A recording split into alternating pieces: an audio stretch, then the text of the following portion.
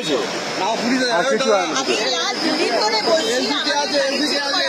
মুখ্যমন্ত্রীর গাড়িও চেক করতে হবে,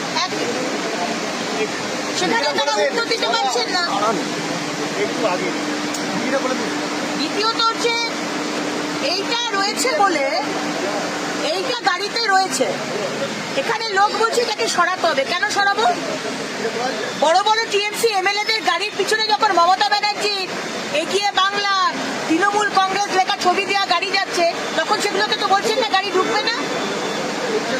এইটা থাকলে অসুবিধা হচ্ছে, কোনো গাড়ি আগে যাবে না। বললাম যে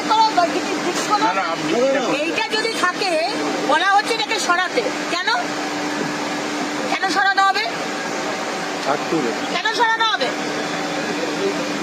টিএমসির গাড়ির এমএলএদের পিছনে বড় বড় করে ছবি থাকবে, মমতা ব্যানার্জির আর টিএমসি, আর আমাদের একটা পদ্মফুলের ছবি থাকলে সেটাকে হাঁটাতে হবে। এই ধরনের দু রকমের নিয়ম চলছে এই পশ্চিমবঙ্গে।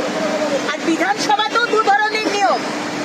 বিজেপির এমএলএদের কথা বলতে দেওয়া হবে না, মাইক বন্ধ করে দেওয়া হবে। পদ্মফুল মানে একটা মোটিভ থাকলে গাড়ি থেকে সেটা সরাতে হবে।